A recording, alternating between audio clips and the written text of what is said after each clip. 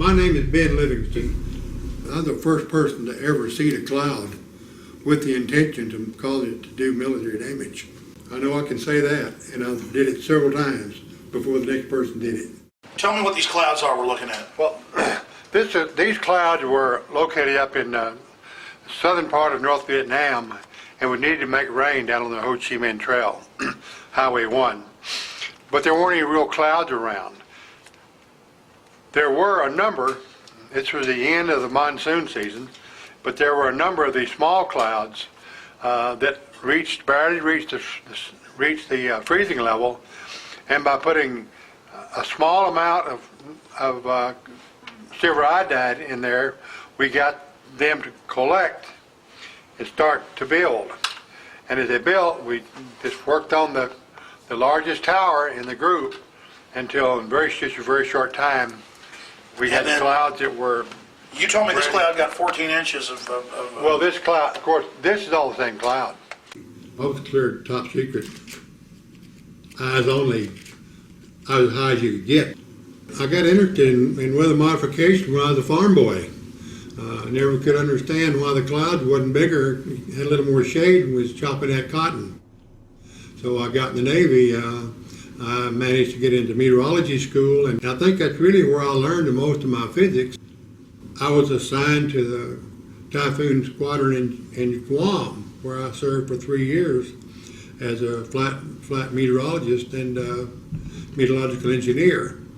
From there, I came back to additional school at Texas A&I University down in Kingsville, and from Kingsville, they sent me to the Hurricane Hunter Squadron in Jacksonville, Florida. That squadron, of course, had just become involved in Project Storm Fury. So when I reported to that duty station as a meteorological engineer, I was immediately designated the military member of the Storm Fury Advisory Board. We were doing quite a lot of testing work out over the test range at China Lake, California, where we dropped cloud seeding flares or silver iodide generators into clouds, or just where we wanted to see what the reaction was. And it was there when I learned for sure that you could really change a cloud by the amount of silver iodide you put in it and where you put it. This cloud here, from the time it started raining till it quit, it put out a little over 14 inches of precipitation.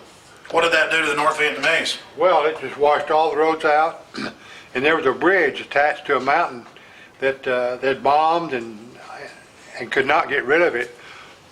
This heavy rain washing out down that river took that bridge out. So you guys finally got it done. This was on October 13th. These are cloud seeding dispensing units on the side of C-130s. As you can see, these units held 52. These dispensers held 52 units. And under here on this F4, we had these camouflaged so they looked like they were. Did you fly those? Yes. You piloted the F4? Yeah. So you're a jet pilot too, huh? Yeah, I did these for about 7 years. You fly them all, huh? That's neat. And these were our own airplanes. The airplanes I had in my commercial cloud seeding business. See? I had a Duke, and a turbocharged Duke, of course, and Cessna 310 and a Turbo 210, and we built the flares, just built them into the wings of our airplane so that they caused as little resistance as possible, or drag as possible.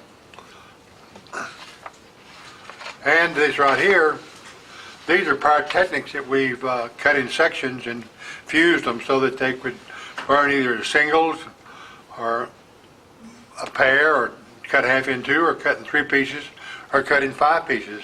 So you can see obviously here, although these are dispensed in the vertical, they are essentially a horizontal cloud seeding device. See, that's how we made these clouds, like in Vietnam, work, because we could take a cloud, take a pyrotechnic like this, had a little bitty piece in it, and we'd fly by and just barely touch the cloud with one part. So that kept from blowing the thing apart, blowing the cloud up. But what we would do, and like in Carla or Rita, those kind of clouds, we would maybe use, this is one cloud seeding device here, cut into 5 pieces. But in one like this, you may be flying 350 miles an hour, kicking one out every 200 or 300 meters, and just essentially seed the whole area on the horizontal, and the whole top would blow away. Amazing. We were the first ones to fly into hurricanes for the purpose of modifying them, if you will. That was Project Storm Fury. I began to be extremely confident that we could do whatever about what we wanted to with a hurricane. The Project Storm Fury had been going on since 1961, and they had already done 2 experiments, one in 61 and 63. Well, by 1964, when I was there in 1964, I wrote the plan and started to have a track and a mission for every flight that was on the hurricane cloud seeding experiments. So we had documentation for everything. Operations at Project Storm Fury are very positive. His report said that we claim they should consider now if a hurricane heads straight towards Miami. Some wanted to continue hurricane reductions, and the other part did not want to. It was a political football, and there are people that were wanting to do more pure research and less application engineering wanted to kill Project Storm Fury. So they built up an artificial barrier that prevented hurricanes from ever qualifying to be experimented or seeded for damage reduction. NOAA research people came up with data that suggested that if a hurricane went through a certain little geographical area, there was no history in 100 years that a hurricane had been through that area ever reached land. So they made a requirement that the storm must go through this area of, I call it the area of improbability, before it would qualify for hurricane damage reduction attention. So after about 10 years, no hurricanes went through there, and the people, that is the scientists who didn't want to spend money on aircraft reconnaissance, decided, well, it's just too expensive, we can't wait any longer, so they killed the project altogether. I am terribly disappointed that the government have decided a long time ago not to do the hurricane damage reduction anymore. They can talk about the scientifically rigorous data, the inability of civilian aircraft and so forth to collect this data, and poo-poo the empirical, that is to say, the observation that you make just by looking out the window or watching your instruments, saying it has no value. In order to change the weather and know that you're changing it, you must have instrumentation or document it. So my line of business really was to design and make equipment that would document changes in the weather. You take a cloud that Mother Nature or God has provided, and you alter that cloud. Well, the reason the cloud doesn't expand on its own in most cases is the fact that there's a lot of moisture, but there's no nuclei. There's nothing for the moisture to stick to. So when you provide the silver iodide nuclei, it causes the water to coalesce to that nuclei, and when it does, it releases heat, which means everything starts to rise. If you produce enough nuclei at the right places in a cloud, there's essentially no limit to how fast and how far it'll grow, because it just keeps releasing heat as it goes up, and of course the heat keeps trying to rise. So with the nuclei, it's very small and they're put off by these flares, but then water starts attracting to it and then it builds condensation. Well, you put out a G into these, silver iodide nuclei, and they attract water. They just sponge it up. Well, when they do, that water condenses, and it releases what they call the latent heat of condensation. The heat goes out of it, and the whole thing starts rising. If you're in the business of trying to kill clouds, then of course you go up to the area where there are some vertical shear, the wind blowing some direction or other, and you provide the nuclei at a level above where the raindrops are. They are then so light that the wind vertical shear merely blows the top of the cloud away. Then there's no place for the coalescence or the nucleation to take place. Well, the Joint Chiefs of Staff had been wishing for quite some time, in terms of years, that they had some way of slowing the trucks down in Vietnam. That led me to advise the Joint Chiefs of Staff that we had a potential weapon system, and so I was asked to start to put together a top secret operation to go to Vietnam to see if we couldn't make it rain more over there as a military operation. All the roads over there were dirt roads, and when it rained, it caused them a lot of problems. So that during the monsoon season, there was so much rain and water in the roads that the trucks really couldn't move very freely. Our mission was to make it rain during the dry season. On that particular day, the clouds were very small. There just weren't any real big thunderstorms or anything like that. But I picked a cloud that was sitting out essentially by itself with a number of small clouds. I'm talking about clouds whose tops were somewhere near the freezing level but not high enough to really grow. And I nurtured one of those clouds until it finally got it in well past the freezing level, and then the cloud developed a lot of convective activity and it started sucking clouds into it. Just building up, and I took a series of pictures what I called for 41 minutes. By the end of 41 minutes, we had flown up to over 65,000 feet and we still couldn't reach the top of the cloud. So we knew we had a barn burner there. And by the next morning, we had washed out everything in the world and did a lot of damage to people and all that sort of thing. But it was a real success as far as blocking the roads off. With just two of us involved, myself and a civilian, but we conducted that operation with aircraft, military aircraft, mostly from Marine Corps, and then shortly thereafter we started involving the U.S. Air Force. Well, we actually began the 3rd or 4th of September, and by the 13th of October, we had a couple of storms that had actually washed out bridges, and the results were so successful until I was called down to Saigon to brief the generals, the Air Force generals, the Army generals down there, and they suggested that I need to go make this report to President Johnson back in Washington, D.C. They were excited about it, but they had no authorization, if you will, to use this as a military weapon system. I was there in very top secret classification as a research project.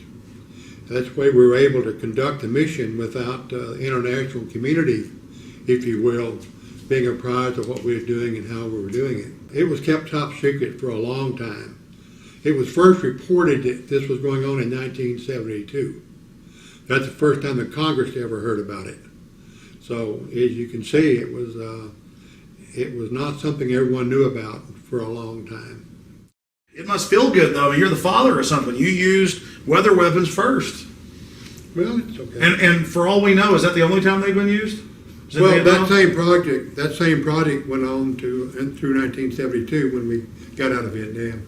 But the Air Force was still doing it. But was it only used in Vietnam, never anywhere else? That's the only place ever. We've had no requirement for it anywhere else that I can think of.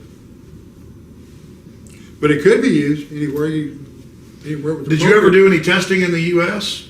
Did I? Oh yeah, a lot. Yeah. You were the head of what base? You were the head of acting commander of what base? I was the acting commanding officer at the Corona Naval Weapons Research Center. And they worked on a lot more there than just weather weapons, didn't they? Yes, they do. But my main contribution at Corona was to write a plan for weather modification control for the whole world at any given time. We could send a number of airplanes with materials and dispensing equipment we had and probably control the weather all the way around the world. Why? Because you said it was on. It's on seven major front lines. Well, there are only from 5 to 7 major troughs around the world at any given time, and they undulate just like ocean waves, move back and forth and back and forth. And at any time, there's a front associated with those where all the thunderstorms are located. And with having a few airplanes, a couple of airplanes at the right place, you could run down that line of thunderstorms and do whatever you wanted to with them. This is out of the June 1974 Science magazine.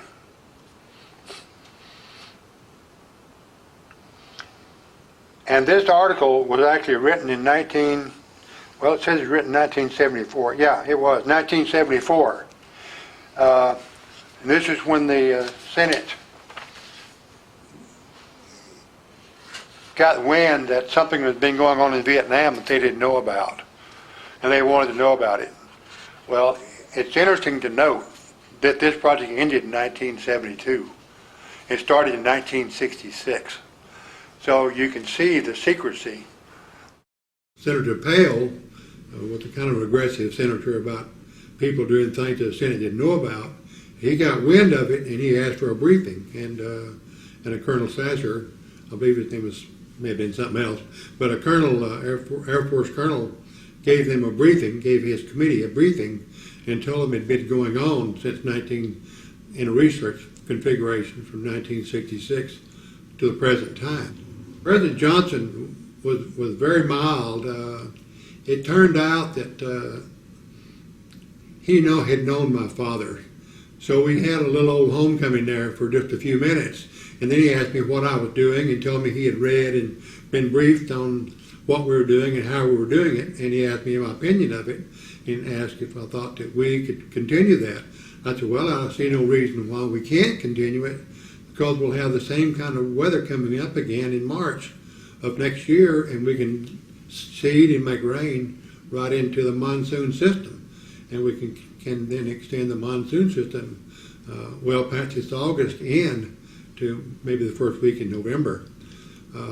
He didn't say a whole lot about it, except he thought it was he thought it was real weird, if you will, that people could take a little weather modification and change the whole climate in the country. When I came back to the States, where I had time to do something as far as weather modification was concerned, I went back to my duties, if you will, as being the military member of the Project Storm Fury Advisory Committee. Without getting anything classified, can you tell us about some of the tests you did in China Lake? Well, of course, in China Lake we had different manufacturers of these cloud seeding devices. We had different yields for them. We had different burn times on how fast we wanted to put all this nuclei out. And so we tested all those things in China Lake. We'd pick a cloud out in the middle of the desert out there. We had 100 miles test range out there that belonged to the weapons center. And we'd just pick a thunderstorm and go do what we wanted to with it. By 1969, we had all the latest state-of-the-art equipment in a number of airplanes, and we also had aircraft equipped with dispensing equipment to put silver iodide into a hurricane. The hypothesis for how to do this had been developed by Dr. Joanne Simpson, and her husband, Dr. Robert Simpson, was the director of Project Storm Fury for a number of years. And we followed her hypothesis, which said that if you seed enough clouds in the right front quadrant of a hurricane where the energy cells are, you may build a second eye, or at the minimum make this original eye much bigger, which meant you have a reduction in wind velocity. Tell us again, Mr. Livingston, Ben, just exactly who Mr. Simpson is.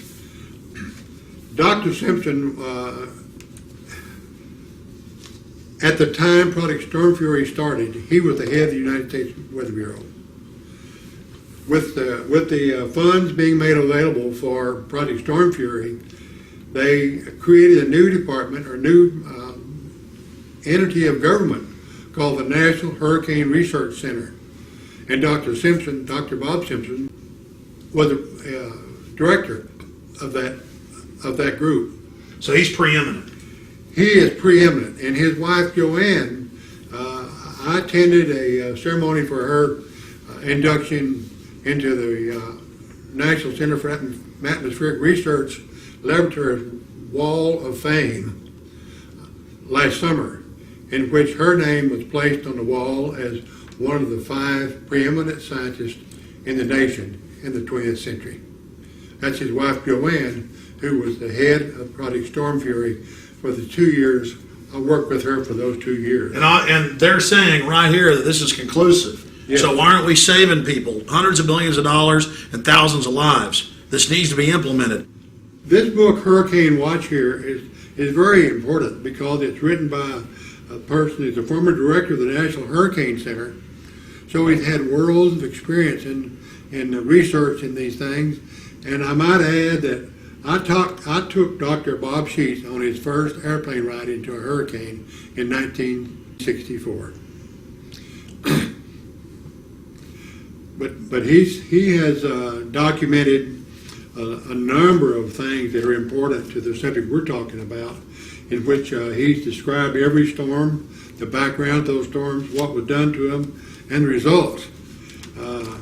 He's also described Dr. Bob Simpson. He says, all in all, Bob Simpson undoubtedly has had more impact on hurricane research and forecasting than any other single person. And I might add the second most important person in this direction or this field is his wife, Dr. Joanne Simpson. Ben, what do you say to the folks that say, oh, well, if you mess with a hurricane, that might cause some unintended consequence? You know, as if that energy has to go somewhere. Doesn't it just dump into the ocean as cold water? It may just spread out and blow across the ocean. It may not go anywhere where anyone cares.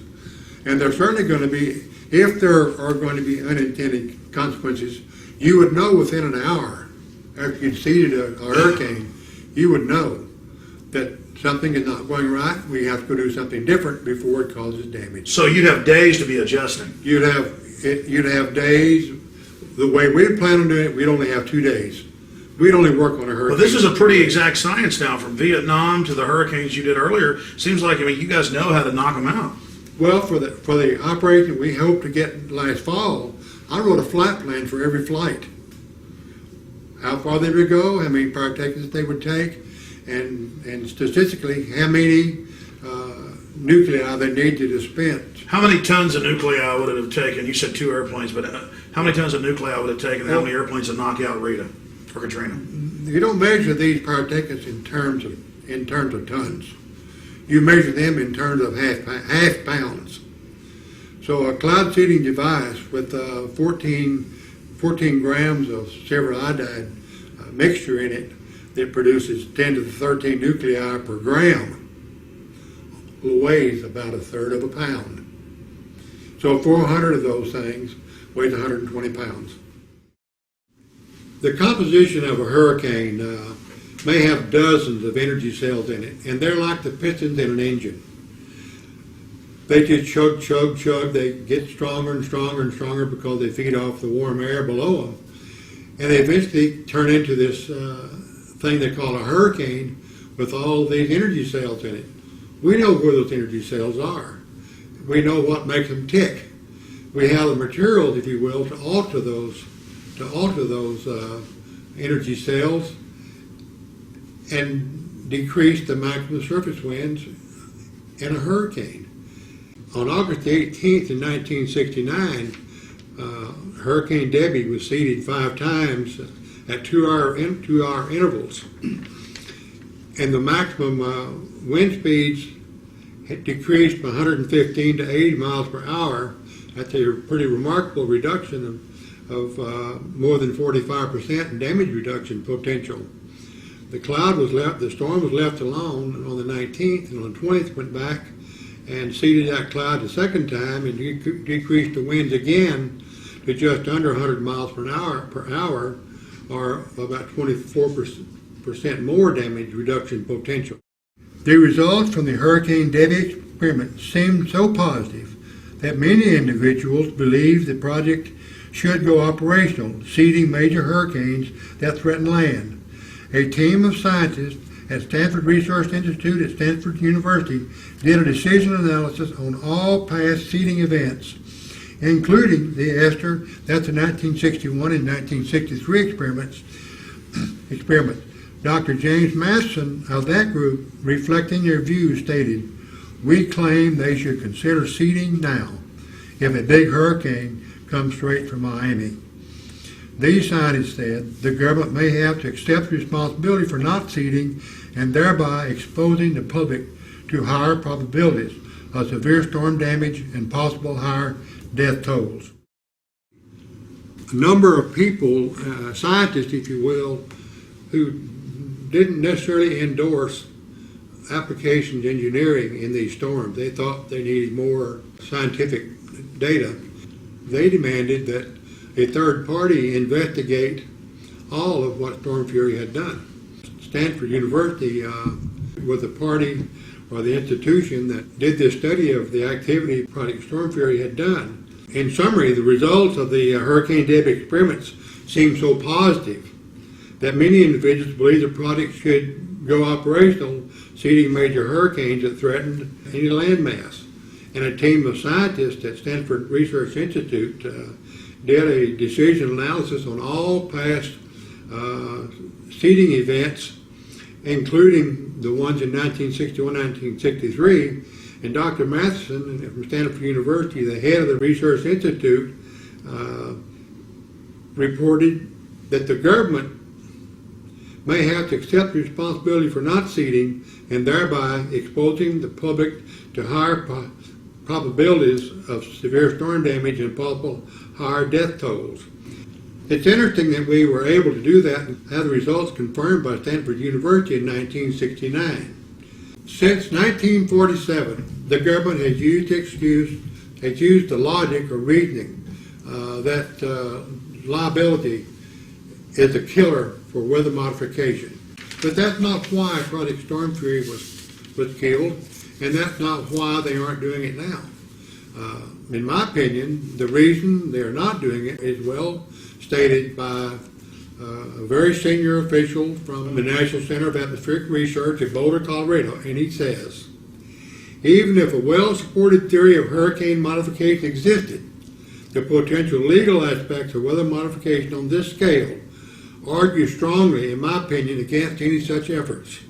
Just a few of the many possibilities include: A, the storm is not modified at all, but some people perceive that it is, get hurt, and sue the modifiers. The storm is modified according to theory, but still does significant damage, and some people blame the modification on the damage, even though the modification actually reduced the overall damage and impact. And third, the modified storm produced winners and losers, and the perceived losers sue. For example, what if soon after the seeding the hurricane abruptly changed course? This happens all the time in nature. The people affected by the new course might well blame the modification effort and sue. Yeah, if you study the situation, you may learn, and very diabolically so, that you don't like to believe this, but there's a possibility, and the economics of it verifies the fact that there is so much damage done that the construction industry in general all over the United States benefits because the cost of material goes up. So the insurance company may or may not gain from having these damage reductions take place. As far as the energy industry is concerned, we all know that they get their money back almost immediately by increasing the price of their product.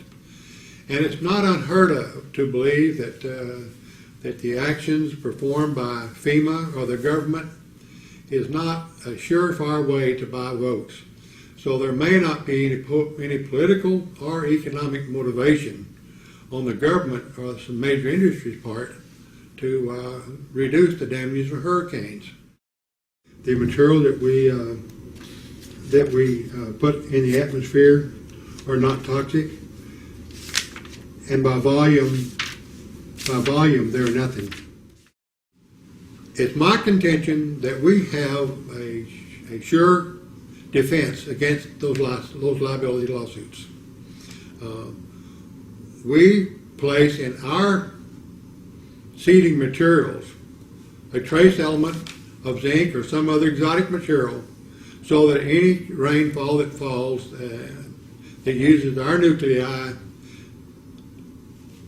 to cause the rainfall or the hail, whatever comes out of it, all they need to do is collect some of that water, find some of our traces of some of our material, and we would then concede that we had something to do with it. And the other, of course, good defense is that we've had such horrendous hurricanes the last several years without any weather modification in the past 30 or 35 years. You sure can't blame a weather modifier for causing damage. The other governments are using weather control for many purposes. And Indonesia, for instance, Canada, Turkey, Greece, Russia, they're all using weather control to their benefit, and we aren't. Well, for several years, the Russians have had weather control product as one of their national goals. They're using weather control primarily to protect the large sites, or the sites where large numbers of people are congregating for celebration. So, such as in Moscow or Stalingrad, when they have these big military events there, or parades, so forth, they bring their cloud seeding people in, and their objective is to keep it from raining or to knock the clouds down. And it's not just the Russians that do that. Our company, for instance, does the same thing in Calgary every summer.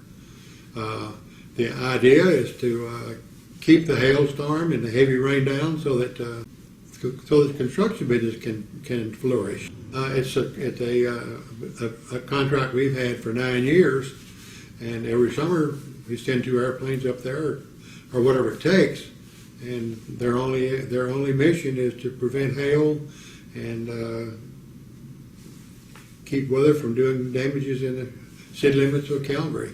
You've obviously been successful. Well, obviously, yes.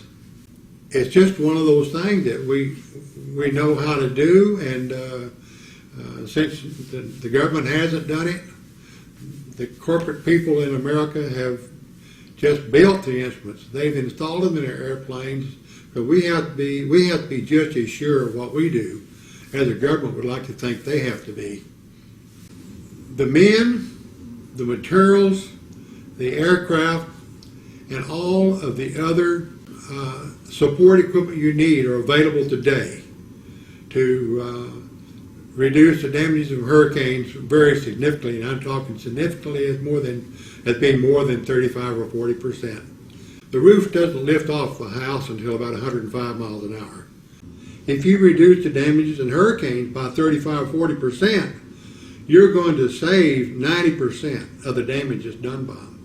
Because once you get down below 100 miles an hour, there's not a whole lot of damage occurs from the winds and hurricanes. The tack they've taken is that they're willing to spend money they haven't got to repair places that are not repairable, order the people to evacuate, and the people come back and their house is blown away. We think that's foolishness. We think that we ought to be trying to save those houses, let the people evacuate, but have them come back to a house with the furniture in it. Our aircraft can carry over 400 cloud seeding units. Now, those back in Project Storm Fury days could only carry 52. And the fact that we fly 2.5 times as fast and we know exactly where we are all the time, we feel like we have a much better opportunity or better chance of reducing these hurricanes by even more than they were able to in Storm Fury. Number one, we would have attacked Katrina before she passed the southern tip of Florida, coming across the Gulf of Mexico, because there were a lot of people are a lot of lives at stake there. We may not have done anything with Katrina until she got out in the middle of the Gulf of Mexico.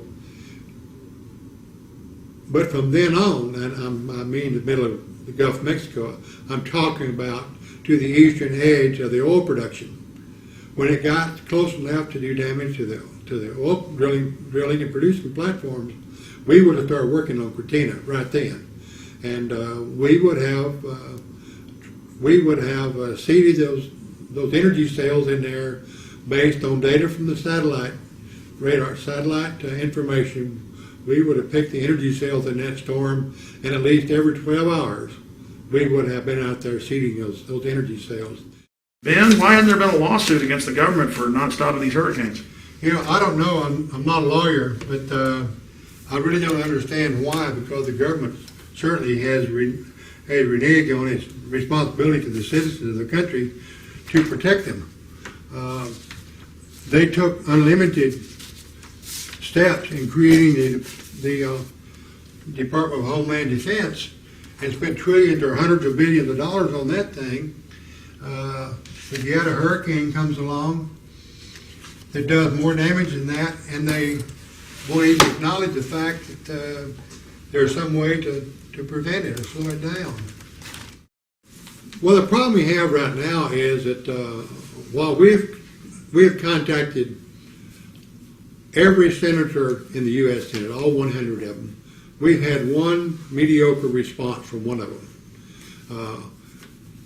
You get the impression that they just don't care what happens about the hurricanes, and we have presented a proposal to them to do hurricane damage reduction for the year 2006, and it amounts to around $6,000 a month. But we have enough airplanes, we have enough people in our company that we can do that. We need to be out there seeding these hurricanes, and if we don't get the results that we think we're going to get, then we can say we're not ready for it. But that's not going to be the case. What's this, Ben? This is a letter from the Secretary of the Navy, and it's a commendation medal to me, and it's for meritorious services from 28 September through 1 November 1966.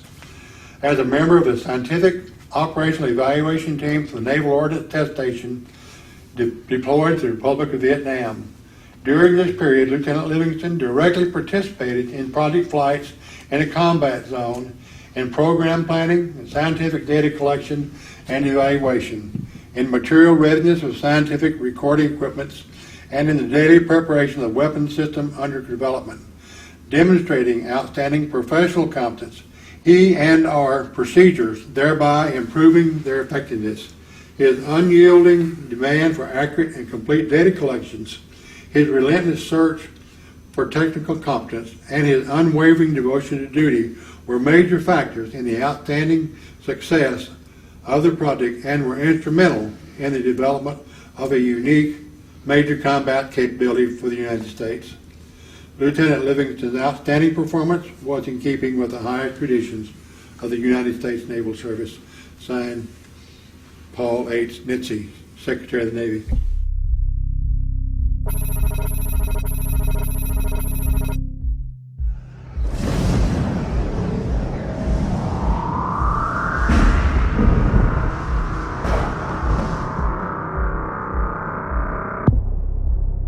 Visit Infowars.com and PrisonPlanet.com. When you're on the sites, you can also tune in 24 hours a day to my daily radio broadcast. There's also a free iPhone app to listen to the syndicated radio show when and where you want.